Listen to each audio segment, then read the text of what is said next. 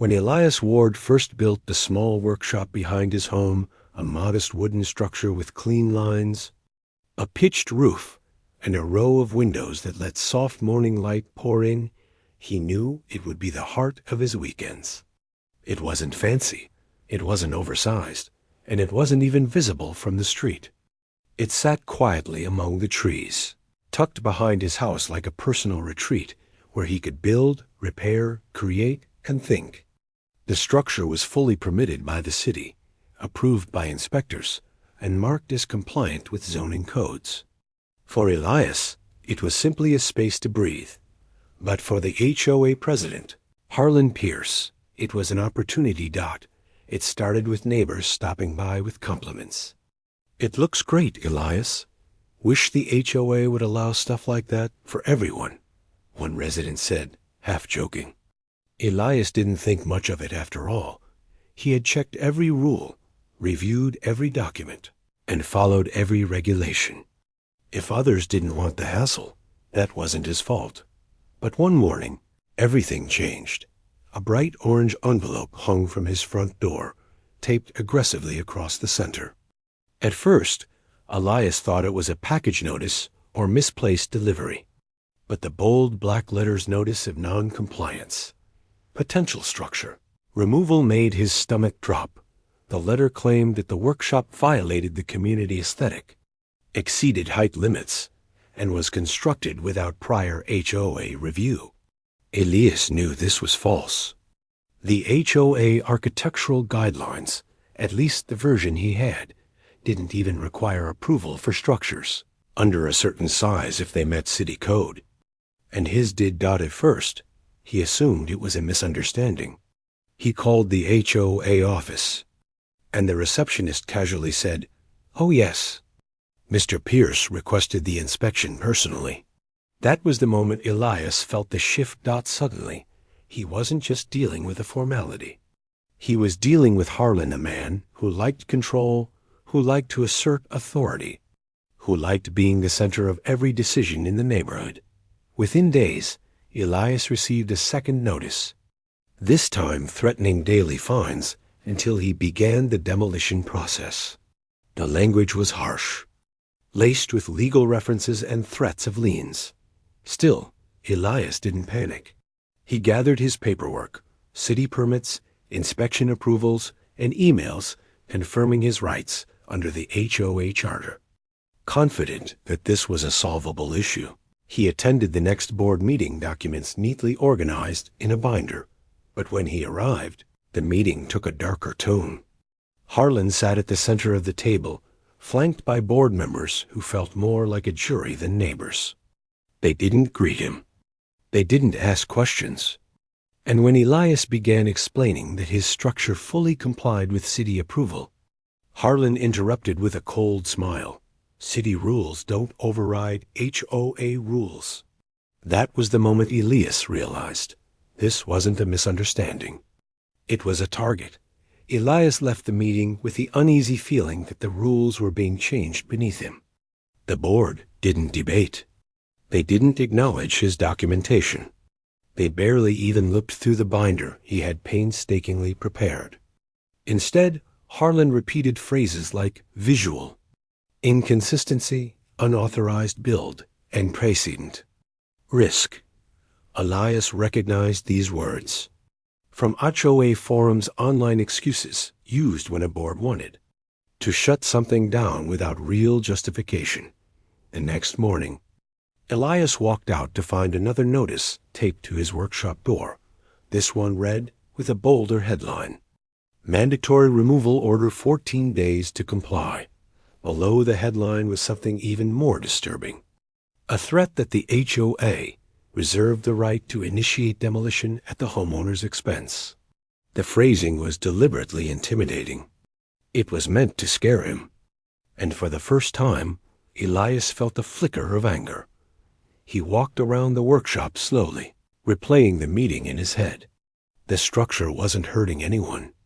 It wasn't an eyesore. It was safely built, approved by licensed professionals, and hidden from public view. Everything about this was personal, not legal. The other homeowners had noticed too. Later that afternoon, a neighbor named Marla approached him cautiously. "Elias, did you hear?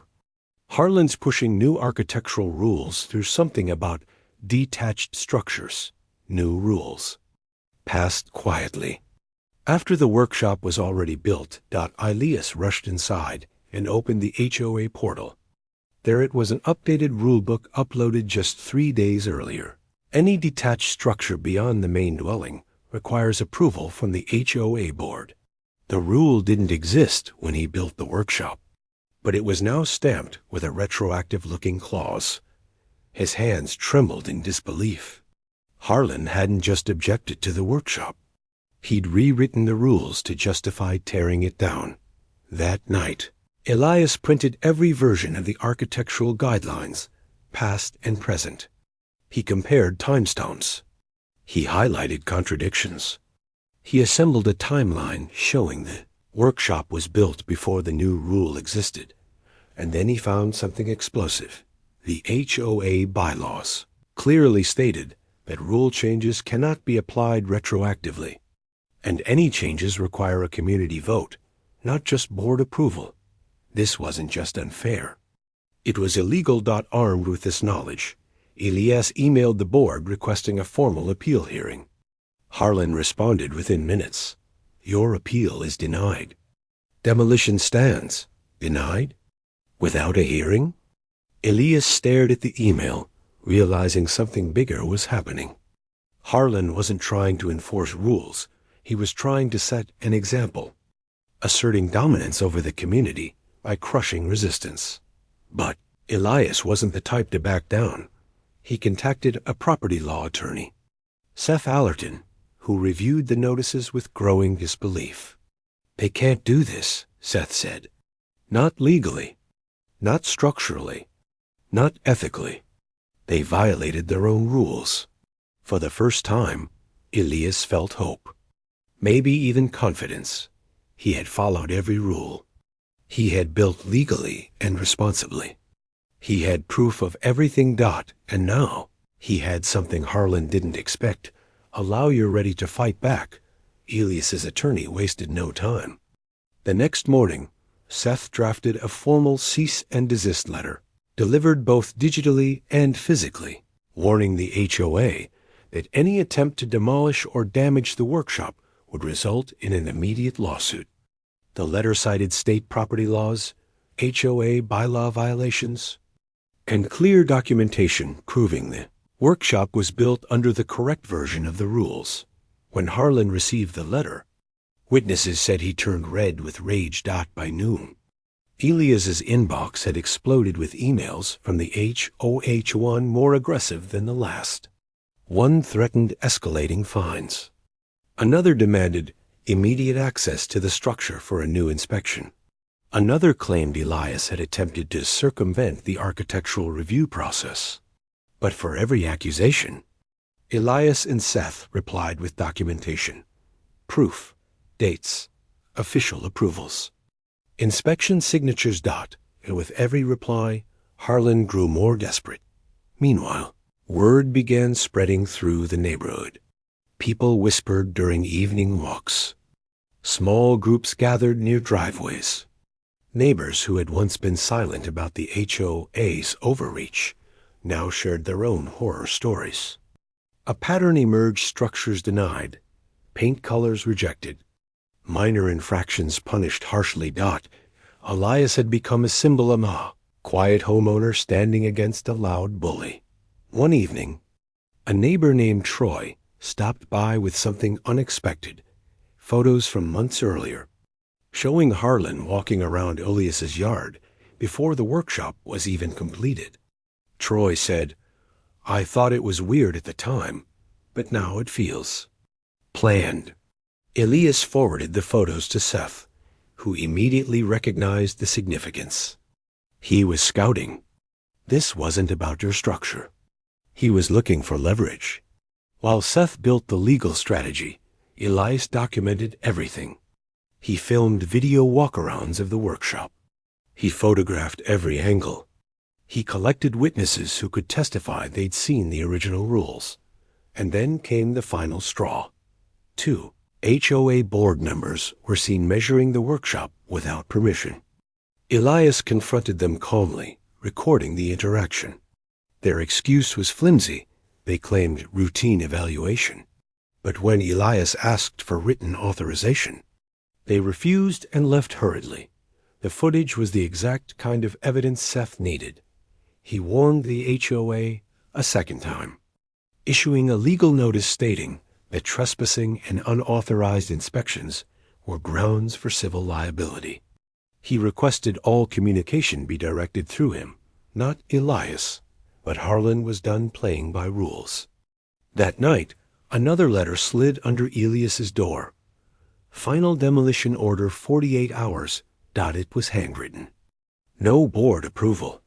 No signatures. Just Harlan. And a threat. Elias took a deep breath. The time for emails was over. It was time for court. Seth filed for an emergency injunction first thing the next morning. The request stated clearly, the HOA was attempting to destroy a legally built structure without due process. The judge granted a temporary halt within hours, ordering the HOA to stop all enforcement actions until a hearing could be held. When the notice was served to Harlan, he looked stunned. The HOA had never been challenged like this. Elias arrived at the courthouse the following week, his binder thicker than ever stuffed with printed emails, rulebook versions, timestamps, photos, and permits. Seth walked beside him, calm and confident. The courtroom wasn't packed, but several neighbors sat quietly in support. The judge opened with a question directed at the HOA. On what basis did you issue a demolition order? Harlan stepped forward, clutching a stack of papers. Your Honor, the structure violates architectural standards. It disrupts community consistency. It was built without proper review. Seth stood. Objection. The HOA changed the rules after construction. We have time-stamped evidence. The judge raised an eyebrow. Is that true? Silence, then murmurs. Harlan shuffled nervously. Seth presented 3 versions of the rulebook, clearly showing the changes were made after the workshop was built. The judge leaned forward, visibly irritated. Mr. Pierce, you applied new rules retroactively. That is not permitted. Elias watched as Harlan's confidence cracked under pressure. Seth continued, presenting proof of city permits, inspection approvals, and even affidavits from neighbors. He showed video of unauthorized HOA inspections, the handwritten demolition letter, and the hostile emails denying Elias a hearing. The judge's expression hardened. This is not enforcement, he said sternly. This is harassment. The courtroom shifted. A few neighbors gasped. Even the board members beside Harlan sank lower in their seats. The judge ruled immediately. The HOA could not order demolition. They were barred from issuing fines. They were required to restore Elias's standing in the community. The HOA must pay Elias's legal fees. And then the judge added one more blow. The court recommends an internal audit of the HOA board's conduct. Harlan's face turned pale. The ruling was a complete victory. Elias had not only saved his workshop, he had exposed the HOA's abuse of power. But as he walked out of the courthouse, his attorney whispered, "Be ready. People like Harlan don't take humiliation well." Elias didn't know what that meant yet, but he would soon find out. When the first legal notices arrived at Rowan's home, he immediately felt the weight of how far the HOA was willing to go to get what they wanted. Thick envelopes stamped with intent to enforce compliance sat on his dining table like warnings from a force larger than his own neighborhood. Harlan Pierce's signature glared from the bottom of every page, declaring that unless Rowan voluntarily demolished the storage structure within 14 days, the HOA would hire a contractor to tear it down and bill him for the full cost, plus penalties, plus legal fees. Rowan felt a rising panic, not because he feared losing the structure, But because he had never experienced such aggression from a supposed community organization, he decided to consult an attorney, a sharp but calm woman named Maris Klein, who listened carefully as Rowan explained every detail. She flipped through the documents, pausing long enough to signal that she understood the strategy being used against him. Maris finally leaned back and said, "They're bluffing. They want you intimidated. They don't actually have the authority to demolish anything on a privately titled lot without a judge's order." Rowan felt tension release in his chest. For the first time in weeks, he felt like someone was on his side. Maris continued, "But you need to be ready. This won't stop here. They'll escalate." She drafted an immediate cease and desist letter demanding the HOA withdraw its demolition threat. Within 48 hours, Harlan responded not with compliance, but with a new round of violation notices claiming Rowan was now obstructing the HOA's ability to protect neighborhood uniformity. Meanwhile, neighbors whispered about the ongoing battle. Some were supportive, discreetly approaching Rowan to say they admired his persistence. Others, however, fed rumors directly to the HOA board, giving Harlan fuel for his next move. And that move came swiftly. The HOA scheduled an emergency board meeting with a single agenda item: mandatory enforcement action against homeowner Rowan Hall. Rowan attended with Maris at his side. When Harlan saw her enter, his confident expression flickered for the first time. The tension in the room thickened as the meeting began. Harlan read a rehearsed speech about community standards and uniform aesthetics. But when Maris stood and calmly explained that the HOA had violated its own governing documents, specifically Section 4B, which required a unanimous board vote before ordering structural removal, the room shifted. The murmurs grew louder. Board members exchanged uneasy looks. Rowan realized something important.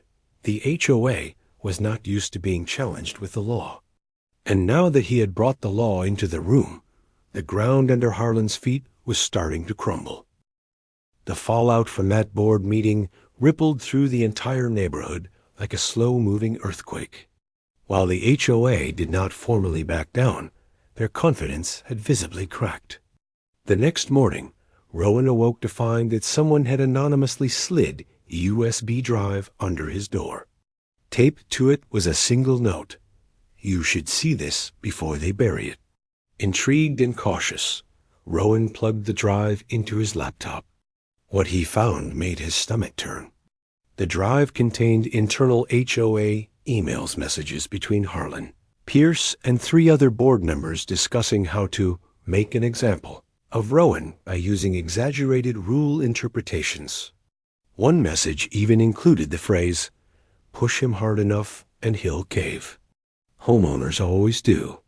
Rowan felt a spark ignite inside him, not fear, but determination. This wasn't just about a shed.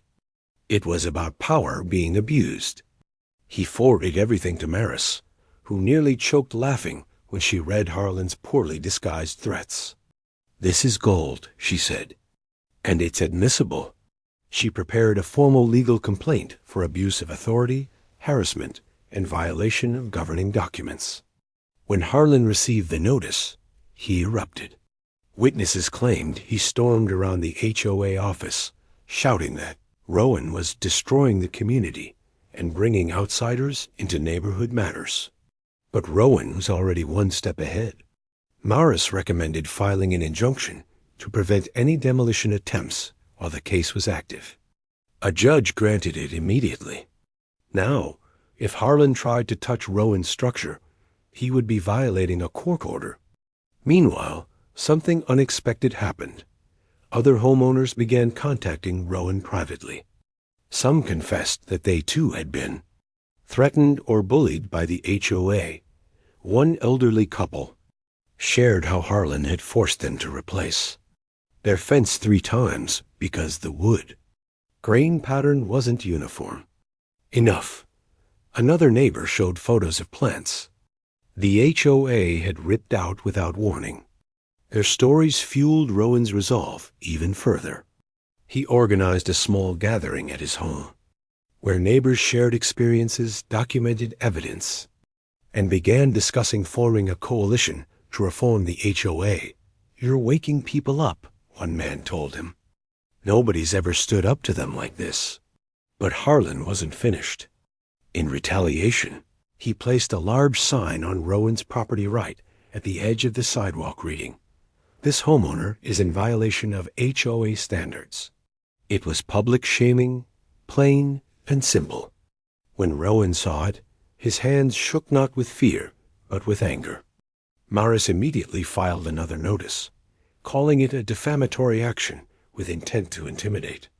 The case was compounding quickly, and Harlan was losing his grip. The final breaking point came when Morris discovered that the HOA's so-called updated structural guidelines used to justify threatening Rowan had been illegally altered without the required 67% homeowner vote. This meant every violation issued under those guidelines was invalid, and Rowan was ready to make this fact known. The courtroom was packed the day of the hearing, with homeowners sitting shoulder to shoulder like spectators at a community reckoning. Harlan arrived in a stiff suit, his jaw clenched, flanked by two board members who looked like they regretted ever joining the HOA at all. Rowan walked in with Morris, who carried 3 thick binders labeled Evidence, Correspondence, and Governing Documents. When the judge entered, the room fell silent. Morris began by presenting the illegally altered guidelines first. She laid out timestamps, discrepancies, and missing homeowner signatures. The judge's eyebrow rose. Next came the emails, Harlan's admissions, his intentions, and his plan to use Rowan as a warning to others. Audible gasps echoed around the courtroom. Then, Morris played a recording submitted anonymously by a homeowner who had overheard Harlan instructing a board member to apply pressure until he breaks. When the recording ended, the judge leaned forward and asked Harlan directly, "Would you like to explain this?" Harlan's face turned the color of sunburn. He stumbled through excuses about context and maintaining standards, but the damage was irreversible. The judge ruled swiftly. The HOA's enforcement was invalid, the demolition threat unlawful, and the public shaming sign defamatory. Instead of Rowan owing thousands, the HOA was ordered to pay Rowan's legal fees, issue a formal public apology, and undergo a full audit of all policies and penalties issued in the last 3 years. When Rowan stepped outside the courthouse, applause erupted from the crowd of neighbors who had been wronged over the years. Some hugged him. Others shook his hand. An elderly woman in tears told him, "You didn't just fight for yourself. You fought for all of us." The following month, a special election was held for the HOA board. Harlan resigned before the results even came in. Rowan and several supportive neighbors ran for positions and won by a landslide. Their first action as the new board, restoring fairness, transparency, and shared decision-making. Rowan's structure remained exactly where it had always stood, solid, safe, and fully compliant. But more importantly, the neighborhood felt different, lighter, freer, united.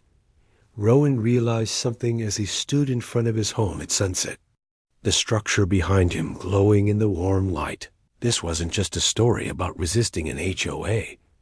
It was about standing up to misuse of power, about community finding its voice again. And now, with new leadership, this neighborhood would never be intimidated again.